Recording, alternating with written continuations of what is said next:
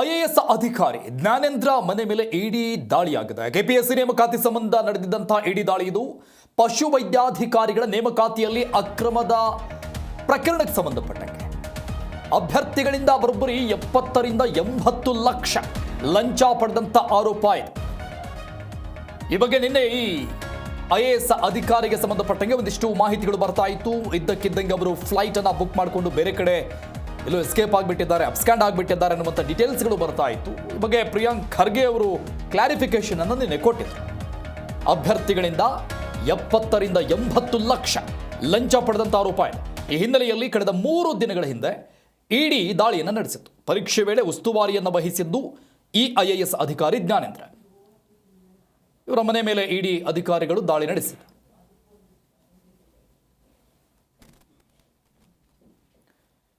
KPSC ನೇಮಕಾತಿ ಸಂಬಂಧ ನಡೆದಿದ್ದಂಥ ಇಡಿ ದಾಳಿ ವಿಚಾರಕ್ಕೆ ಸಂಬಂಧಪಟ್ಟಂಗೆ ಮತ್ತೊಂದಿಷ್ಟು ಅಪ್ಡೇಟ್ಸ್ಗಳು ಸಿಗ್ತಾ ಇದೆ. ಈಗ ಐಎಎಸ್ ಅಧಿಕಾರಿ ಜ್ಞಾನೇಂದ್ರ 1.5 ಫ್ಲೈಟ್ಗೆ ಸರಿಸುಮಾರು 1 ಗಂಟೆ ಅಷ್ಟೊತ್ತಿಗೆ ಅತಿ ಹೆಚ್ಚಿನ ದುಡ್ಡು ಕೊಟ್ಟು ಫ್ಲೈಟ್ ಟಿಕೆಟ್ ಬುಕ್ ಮಾಡ್ಕೊಂಡು ಹೋಗಿದ್ರು. ಯಾಕೆ ಇದ್ದಕ್ಕಿದ್ದಂಗೆ ಹೋದರು? ಕೆಪಿಎಸ್ಸಿ ಅಧ್ಯಕ್ಷ ಶಿವಶಂಕರಪ್ಪನವರ ಮನೆ ಮೇಲೆ ದಾಳಿ ಆಗ್ತಾ ಇದ್ದಂಗೆ ಇವರ ಮೇಲೆ ಒಂದಿಷ್ಟು ಗಂಭೀರ ಆರೋಪಗಳು ಬಂದಿತ್ತು.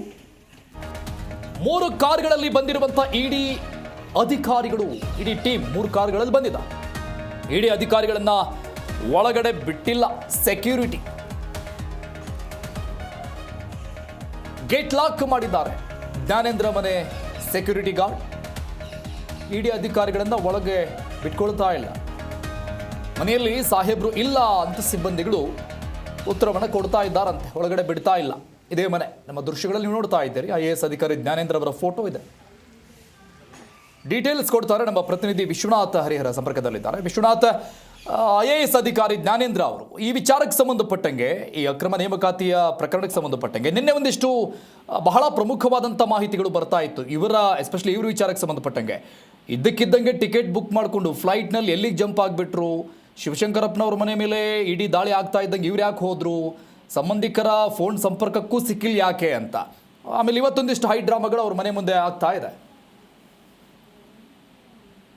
ಅರುಣ್, ಖಂಡಿತವಾಗ್ಲು ಈ ಕೆಪಿಎಸ್ಸಿಯಲ್ಲಿ ನಡೆದಿರುವಂತಹ ಅಕ್ರಮ ಏನಿದೆ ಅದು ರಾಷ್ಟ್ರೀಯ ಮಟ್ಟದಲ್ಲಿ ಸುದ್ದಿ ಆಗಿರುವಂತದ್ದು. ಮತ್ತು ಒಂದಿಷ್ಟು ಹಣ ಕೊಟ್ಟುಬಿಟ್ರೆ ಆ ಗೋರ್ಮೆಂಟ್ ಕೆಲಸವನ್ನ ಯಾರು ಬೇಕಾದ್ರೂ ತೆಗೆದುಕೊಳ್ಳಬಹುದು ಅನ್ನೋ ಒಂದು ಮನೋಭಾವನೆ ಎಲ್ಲರಲ್ಲೂ ಮೂಡುವಂತಹ ಪ್ರಕರಣ ಇದು. ಹೀಗಾಗಿ ಶಿವಶಂಕರಪ್ಪ ಸಾಹುಕಾರ್ ಮನೆ ಮೇಲೆ ಇಡಿ ಅಧಿಕಾರಿಗಳು ಸತತವಾಗಿ 48 ಗಂಟೆಗಳ ಕಾಲ ದಾಳಿಯನ್ನ ನಡೆಸಿ ಮಹತ್ವದ ದಾಖಲೆಗಳನ್ನು ಕೂಡ ಸೀಸ್ ಮಾಡ್ಕೊಂಡಿರ್ತಾರೆ.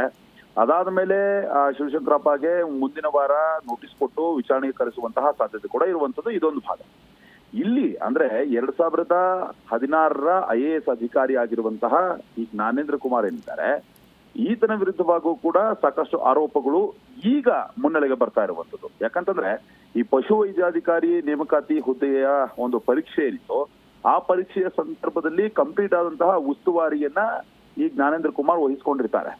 ಯಾವಾಗ ಈ ದಾಳಿ ಅಂತಂದ್ರೆ ಶಿವಶಂಕರಪ್ಪ ಮನೆ ಮೇಲೆ ಏನ್ ದಾಳಿ ಆಗುತ್ತಲ್ಲ, ಆ ಸಂದರ್ಭದಲ್ಲಿ ಕಳೆದ 20ನೇ ತಾರೀಕು ಇದ್ದಕ್ಕಿದ್ದಂತೆ ದೆಹಲಿಗೆ ಅಂದ್ರೆ 3 ಗಂಟೆ ಫ್ಲೈಟ್ ಇದ್ದಂತಹ ಸಂದರ್ಭದಲ್ಲಿ 1:30ಕ್ಕೆ ಫ್ಲೈಟ್ ಅನ್ನ ಬುಕ್ ಮಾಡಿಕೊಂಡು ದೆಹಲಿಗೆ ಹೋಗಿರುವಂತದ್ದು. ಮತ್ತು ನಗರ ಪೊಲೀಸರಿಗೂ ಕೂಡ, ನಗರ ಪೊಲೀಸ್ ಆಯುಕ್ತ ಸಿಮಂತ್ ಕುಮಾರ್ ಸಿಂಗ್ ಅವ್ರಿಗೂ ಕೂಡ ಹಿರಿಯ ಐಎಎಸ್ ಅಧಿಕಾರಿಗಳು ಒಂದು ಮಾಹಿತಿಯನ್ನು ಕೂಡ ಕೊಡ್ತಾರೆ, ಅವರನ್ನ ಹುಡುಕೊಡಿ ಅಂತ. ಮತ್ತು ಕುಟುಂಬದ ಸಂಪರ್ಕಕ್ಕೂ ಕೂಡ ಸಿಕ್ಕಿಲ್ಲ. ಇಲ್ಲಿ ಒಂದು ಆಶ್ಚರ್ಯ ಪಡುವಂತಹ ಸಂಗತಿಯನ್ನ ನಾವು ಗಮನಿಸಬೇಕಾಗುತ್ತೆ. ನಿನ್ನೆ ಬೆಳಗ್ಗೆ ಗೃಹ ಸಚಿವ ಪ್ರಿಯಾಂಕ್ ಖರ್ಗೆ ಅವರು ಮಾಧ್ಯಮಗಳ ಜೊತೆ ಮಾತನಾಡುವಂತಹ ಸಂದರ್ಭದಲ್ಲಿ ಏನು ಐಎಎಸ್ ಅಧಿಕಾರಿಯ ಮಾಹಿತಿ ಕೂಡ ಸಿಕ್ಕಿಲ್ಲ, ನಾವು ಹುಡುಕಾಟವನ್ನ ನಡೆಸ್ತಾ ಇದೀವಿ, ಮತ್ತೆ ಅವರ ಮೊಬೈಲ್ ನಂಬರ್ ಕೂಡ ಆಫ್ ಆಗಿದೆ ಅನ್ನೋ ಒಂದು ಹಿನ್ನೆಲೆಯಲ್ಲಿ ಕೂಡ ಹೇಳಿಕೆಯನ್ನ ಕೊಟ್ಟಿದ್ದಾರೆ. ಅದಾದ ಮೇಲೆ ಸ್ವತಃ ಏನು ಗೃಹ ಸಚಿವರು ನೇರವಾಗಿ ಮಾಧ್ಯಮಗಳಿಗೆ ಸಿಗ್ತಾರೆ. ಸಂಜೆ ಹೊತ್ತಲ್ಲಿ ನಾವೇ ಪ್ರಶ್ನೆ ಮಾಡಿದಂತಹ ಸಂದರ್ಭದಲ್ಲಿ ಅವರು ಹೇಳುವಂತದ್ದು, ಅವರು ಮುಖಾಂತರವಾಗಿ ನಮಗೆ ರಜೆಯನ್ನು ಕೇಳಿದ್ರು, ಹೀಗಾಗಿ ನಾವು ರಜೆನ ಕೊಟ್ಟುಬಿಟ್ಟು ಅದು ನಮ್ಮ ಗಮನಕ್ಕೆ ಬಂದಿರಲಿಲ್ಲ. ಅಂದ್ರೆ ಮುಖಾಂತರವಾಗಿ ರಜೆ ಕೇಳಿದಂತಹ ಸಂದರ್ಭದಲ್ಲಿ ಸರ್ಕಾರಿ ಅಧಿಕಾರಿಗೆ, ಅದು ಒಬ್ಬ ಹಿರಿಯ ಐಎಎಸ್ ಅಧಿಕಾರಿಗೆ ರಜೆ ಸಿಗುತ್ತೆ ಅನ್ನೋದು ಎಷ್ಟರ ಮಟ್ಟಿಗೆ ಸತ್ಯ ಅನ್ನೋದನ್ನ ಗೃಹ ಸಚಿವರೇ ಹೇಳಬೇಕಾಗುತ್ತೆ ಉತ್ತರವನ್ನ. ಇನ್ನು ಒಂದು ಉಲ್ಟಾ ಹೊಡೆಯುವಂತಹ ಕೆಲಸವನ್ನು ಕೂಡ ಗೃಹ ಸಚಿವರು ಮಾಡಿರ್ತಾರೆ. ಇವತ್ತು ಬಿಗ್ ಶಾಕಿಂಗ್ ಕೂಡ ಜ್ಞಾನೇಂದ್ರ ಕುಮಾರ್ಗೆ ಇಡಿ ಅಧಿಕಾರಿಗಳು ಕೊಟ್ಟಿರುವಂತದ್ದು. ಈಗ ಸದ್ಯಕ್ಕೆ ಏನು ಈ ಒಂದು ದಾಳಿಯನ್ನು ಗಮನಿಸಿದಂತಹ ಸಂದರ್ಭದಲ್ಲಿ ಇದು ಇಂದು ಇಡಿ ಅಧಿಕಾರಿಗಳೇನಿದ್ದಾರೆ ಅವರು ನೇರವಾಗಿ ಈಗ ಅಂದ್ರೆ ಜ್ಞಾನೇಂದ್ರ ಕುಮಾರ್ ಏನಿದ್ದಾರೆ, ಜ್ಞಾನೇಂದ್ರ ಕುಮಾರ್ ಮನೆಗೆ ತೆರಳಿ ಈಗ ಪರಿಶೀಲನೆ ನಡೆಸೋದಕ್ಕೂ ಕೂಡ ಮುಂದಾಗಿದ್ದಾರೆ. ಸದ್ಯ ಮನೆಯ ಗೇಟ್ ಬಳಿಯೇ ಈಗ ಇಡಿ ಅಧಿಕಾರಿಗಳಿದ್ದಾರೆ. ದೃಶ್ಯಾವಳಿಗಳು ನೀವು ಕೂಡ ಗಮನಿಸಬಹುದು. ದಾಳಿಗೆ ಎಲ್ಲಾ ಸಿದ್ಧತೆಯನ್ನ ಮಾಡ್ಕೊಂಡು ಬಂದು ಇಡಿ ಅಧಿಕಾರಿಗಳು ಈಗ ಜ್ಞಾನೇಂದ್ರ ಕುಮಾರ್ ಮನೆ ಬಳಿ ಹೋಗಿರುವಂತದ್ದು. ಆದ್ರೆ ಸಾಹೇಬ್ರು ಮನೆಯಲ್ಲಿಲ್ಲ, ಸಾಹೇಬ್ರು ಹೊರಗಡೆ ಇದ್ದಾರೆ ಅನ್ನೋ ಒಂದು ಹಿನ್ನೆಲೆಯಲ್ಲೂ ಕೂಡ ಅಲ್ಲಿ ಸೆಕ್ಯೂರಿಟಿಗಳು ಉತ್ತರವನ್ನ ಕೊಡ್ತಾ ಇರುವಂತದ್ದು. ಮತ್ತು CRPF ಅಧಿಕಾರಿಗಳಿಂದ ಅಪಾರ್ಟ್ಮೆಂಟ್ ಮುಂಭಾಗ ಬಂದೋಬಸ್ತನ್ನು ಕೂಡ ಇಡಿ ಅಧಿಕಾರಿಗಳು ಮಾಡ್ಕೊಂಡಿದ್ದಾರೆ. 3 ಇನೋವಾ ಕಾರುಗಳಲ್ಲಿ ಬಂದಿರುವಂತದ್ದು. ಈಗ ಸದ್ಯಕ್ಕೆ ಇದೇ ಪ್ರಕರಣಕ್ಕೆ ಸಂಬಂಧ ಇಲ್ಲಿ ಮೇಲ್ನೋಟಕ್ಕೆ ಸಾಬೀತಾಗ್ತಾ ಇರುವಂತದ್ದು ಇಡಿ ದಾಳಿಗೆನೆ ಹೆದರಿ ಜ್ಞಾನೇಂದ್ರ ಕುಮಾರ್ ಎಸ್ಕೇಪ್ ಆಗ್ತಾ ಇರುವಂತದ್ದು ಕನ್ಫರ್ಮ್ ಆಗ್ತಾ ಇದೆ. ಯಾಕಂತಂದ್ರೆ ಇಡಿ ಅಧಿಕಾರಿಗಳು ಶಿವಶಂಕರಪ್ಪ ಮನೆ ಮೇಲೆ ದಾಳಿ ನಡೆಸಿದಂತಹ ಸಂದರ್ಭದಲ್ಲಿ ಅವ್ರು ನಾಪತ್ತೆ ಆಗ್ತಾರೆ.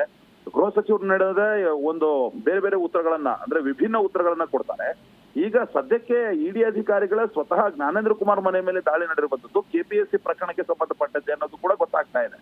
ಹೀಗಾಗಿ ಅಧಿಕಾರಿಯನ್ನ ಬಚಾವ್ ಮಾಡುವಂತ ನಿಟ್ಟಿನಲ್ಲಿ ಕೆಲವೊಂದು ಹೇಳಿಕೆಗಳು ಬಂತ, ಅಥವಾ ಇಲ್ಲಿ ಜ್ಞಾನೇಂದ್ರ ಕುಮಾರ್ ನನ್ನ ಮೇಲೆ ಇಡಿ ಅಧಿಕಾರಿಗಳು ದಾಳಿ ಮಾಡ್ತಾರೆ, ಮುಂದಿನ ದಿನಮಾನಗಳಲ್ಲಿ ನನಗೆ ಸಂಕಷ್ಟ ಎದುರಾಗುವಂತದ್ದು ಪಕ್ಕಾ ಅನ್ನೋ ಒಂದು ಹಿನ್ನೆಲೆಯಲ್ಲಿಯೇ ಎಸ್ಕೇಪ್ ಆಗಿರುವಂತದ್ದು ಇಲ್ಲಿ ಮೇಲ್ನೋಟಕ್ಕೆ ಸಾಬೀತಾಗ್ತಾ ಇರುವ ವಿಶ್ವನಾಥ್ ಮನೆ ಗೇಟ್ ಮುಂದ್ಗಡೆ ಯಾವ ಚಿತ್ರಣ ಇದೆ ಅಟ್ ಪ್ರೆಸೆಂಟ್? ಈಗ ಒಂದಲ್ಲ ಎರಡಲ್ಲ 70-80 ಲಕ್ಷ ಯಾರ ಮನೆ ದುಡ್ಡದು?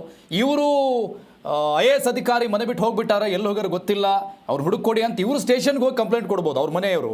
ಈಗ ಇಡಿ ಅಧಿಕಾರಿಗಳು ಎನ್ಕ್ವೈರಿಗೆ ಅಂತ ಬಂದ್ರೆ ಗೇಟ್ ಮುಂದೆ ನಿಲ್ಸೋದಾ? ಯಾವಾಗ ಬರ್ತಾರಂತೆ, ಏನಂತೆ, ಅವ್ರ ಬಗ್ಗೆ ವಿಚಾರಣೆ ಆಗೋದು ಬೇಡವಾ? ಪ್ರವೀಣ್, 2 ದಿನಗಳ ಹಿಂದೆನೆ ಯಾವಾಗ ಗೃಹ ಸಚಿವರು ನಿನ್ನೆ ಒಂದು ಹೇಳಿಕೆಯನ್ನ ಕೊಡ್ತಾರೆ, ನಾನು ಮೊಬೈಲ್ ನಲ್ಲಿ ಅವರ ಜೊತೆ ಸಂಪರ್ಕ ಮಾಡಿದ್ದೆ. ಉತ್ತರ ಪ್ರದೇಶದಲ್ಲಿ ಇರುವಂತಹ ಅವರ ತಂದೆ ತಾಯಿ ಹುಷಾರಿಲ್ಲ, ಈ ಹಿನ್ನೆಲೆಯಲ್ಲಿ ಜ್ಞಾನೇಂದ್ರ ಕುಮಾರ್ ಫ್ಲೈಟ್ ಮುಖಾಂತರವಾಗಿ ದೆಹಲಿಗೆ ಹೋಗಿ ದೆಹಲಿಯಿಂದ ಉತ್ತರ ಪ್ರದೇಶಕ್ಕೆ ಹೋಗಿದ್ದಾರೆ ಅನ್ನೋ ಒಂದು ಉತ್ತರವನ್ನು ಕೊಟ್ಟಿರ್ತಾರೆ. ಇದೊಂದು ಭಾಗ. ಈಗ ಸದ್ಯಕ್ಕೆ ಮನೆ ಗೇಟ್ ಬಳಿಗೆ ಅಧಿಕಾರಿಗಳನ್ನ ತಡೆದು ನಿಲ್ಲಿಸುವಂತದ್ದು ಆಫೀಸ್ ಸಾಹೇಬ್ರಿಲ್ಲ, ಹೀಗಾಗಿ ಅವ್ರು ಬಂದ ಮೇಲೆ ಬನ್ನಿ ಅನ್ನೋ ಒಂದು ಹಿನ್ನೆಲೆಯಲ್ಲಿ ನೋಡಿ, ಯಾವುದೇ ಒಬ್ಬ ಸೆಂಟ್ರಲ್ ಆಫೀಸರ್ಸ್ ಆಗಿರಬಹುದು ಅಥವಾ ಸ್ಥಳೀಯ ಅಧಿಕಾರಿಗಳಾಗಿರ್ಬೋದು, ಅದರಲ್ಲೂ ಕೂಡ ಕೇಂದ್ರ ತನಿಖಾ ಸಂಸ್ಥೆಗಳಾಗಿರ್ಬಹುದು, ಸ್ಥಳೀಯ ತನಿಖಾ ಸಂಸ್ಥೆಗಳಾಗಿರ್ಬಹುದು, ಮನೆಗಾಗಿರ್ಬಹುದು, ಕಚೇರಿ ಆಗಿರ್ಬೋದು, ಎಲ್ಲಿ ಬೇಕಾದ್ರೂ ಅವರು ಸರ್ಚಿಂಗ್ ಒಂದು ವಾರೆಂಟ್ ಅನ್ನ ತೆಗೆದುಕೊಂಡು ಬಂದು ಮತ್ತು ಅನುಮಾನಗಳು ಬಂದಂತಹ ಸಂದರ್ಭದಲ್ಲಿ ಈ ಒಂದು ಕೇಸ್ನಲ್ಲಿ ಇರುವಂತಹ ಈ ಯಾರೆಲ್ಲ ಆರೋಪಿಗಳಿದ್ದಾರೆ, ಯಾರ ಮೇಲೆ ಅನುಮಾನ ಬರುತ್ತೆ, ಅವರು ದಾಳಿಯನ್ನ ಮಾಡಿ ಪರಿಶೀಲನೆ ನಡೆಸುವಂತದ್ದು ಮತ್ತು ಪ್ರಶ್ನೆಯನ್ನ ಕೇಳುವಂತಹ ಅಧಿಕಾರವನ್ನು ಹೊಂದಿದ್ದಾರೆ. ಆದ್ರೆ ಇಲ್ಲಿ ಜ್ಞಾನೇಂದ್ರ ಕುಮಾರ್ ಇಲ್ಲದೆ ಇರುವಂತದ್ದು ಇಲ್ಲಿರುವಂತಹ ಸೆಕ್ಯೂರಿಟಿಗಳಿಗೆ ಅದು ಒಂದು ವರದಾನ ಅಂತಾನೆ ಹೇಳ್ಬೋದು. ಒಳಗಡೆ ಬಿಡೋದಕ್ಕೆ ಇವರು ಸಮಜಾಯಿಷಿಯನ್ನ ಕೊಡ್ತಾ ಇದ್ದಾರೆ. ಆದ್ರೆ ಇಲ್ಲಿ ಜ್ಞಾನೇಂದ್ರ ಕುಮಾರ್ ಇಲ್ಲ ಇರುವಂತದ್ದು ಕೂಡ ಅವರ ಕುಟುಂಬಸ್ಥರು ಯಾರಿದ್ದಾರೆ, ಅವರ ಕುಟುಂಬಸ್ಥರು ಕಂಪ್ಲೀಟ್ ಆಗಿ ಉತ್ತರ ಪ್ರದೇಶದಲ್ಲಿ ಇದ್ದಾರೆ ಅಂತ ಹೇಳಲಾಗ್ತಾ ಇದೆ. ಆದ್ರೆ ಗೇಟ್ ಬಳಿಯ ಈ ರೀತಿಯಾದಂತಹ ಹೈಡ್ರಾಮಾ ಮತ್ತು 3 ವ್ಯಾನ್ಗಳಲ್ಲಿ ಬಂದಿದ್ದಾರೆ ಅಧಿಕಾರಿಗಳು, ಸೆಕ್ಯೂರಿಟಿ ತಗೊಂಡು ಬಂದಿದ್ದಾರೆ. ಆದ್ರೆ ಇವ್ರನ್ನ ಒಳಗಡೆ ಬಿಡೋದಕ್ಕೆ ಹಿಂದೆ ಮುಂದೆ ಮಾಡ್ತಾ ಇದ್ದಾರೆ.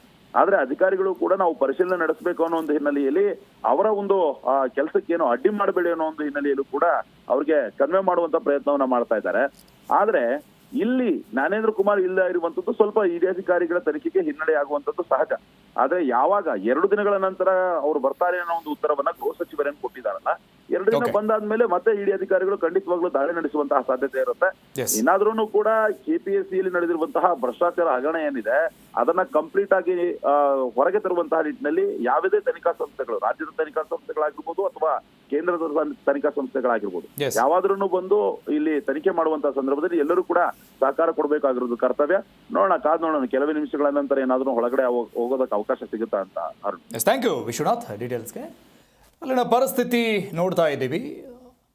ಎಕ್ಸ್ಕ್ಲೂಸಿವ್ ಆದಂಥ ದೃಶ್ಯ ಇದು. IAS ಅಧಿಕಾರಿ ಜ್ಞಾನೇಂದ್ರ ಅವರ ಮನೆ ಮುಂಭಾಗದಲ್ಲಿ ಇಡಿ ಅಧಿಕಾರಿಗಳು ಟೀಮ್ ಗಟ್ಟಲೆ ಬಂದು ನಿಂತ್ಕೊಂಡಿದ್ದಾರೆ ಎನ್ಕ್ವೈರಿಗಾಗಿ. ಯಾಕಂದರೆ ಇವ್ರ ಮೇಲಿರುವಂಥ ಆರೋಪ ಅಂಥದ್ದು 70-80 ಲಕ್ಷ ಒಬ್ಬೊಬ್ಬರಿಂದ ಇಸ್ಕೊಂಡಿರುವಂಥದ್ದು, ಅಭ್ಯರ್ಥಿಗಳಿಂದ ಲಂಚ ಪಡೆದಿದ್ದಂಥ ಆರೋಪ ಎದುರಿಸ್ತಾ ಇದ್ದಾರೆ. ಈಗ ಈ ರೀತಿಯಾದಂಥ ಬೆಳವಣಿಗೆಗಳನ್ನು ನೋಡ್ತಾ ಇದ್ದರೆ, ನಿನ್ನೆ ಖರ್ಗೆ ಸಾಹೇಬ್ರೇನು ಹೇಳಿಕೆಯನ್ನು ಕೊಟ್ಟರು ಮಾಧ್ಯಮಗಳಿಗೆ. ಅವರು ಮೊದಲೇ ರಜೆಯನ್ನು ಕೇಳಿದ್ರು, ಅದು ಸ್ಯಾಂಕ್ಷನ್ ಆಗಿಬಿಟ್ಟಿದೆ ಅಂತ. ಬಟ್ ಈಗ ಬರ್ಬೋದಾಗಿತ್ತು, ಯಾಕೆ ಬಂದಿಲ್ಲ? ಅಟ್ಲೀಸ್ಟ್ ಅಧಿಕಾರಿಗಳನ್ನಾದರೂ ಒಳಗೆ ಕರ್ಕೋಬೇಕಾಗಿತ್ತು. ನೋಡೋಣ ಏನಾಗುತ್ತೆ ಅಂತ.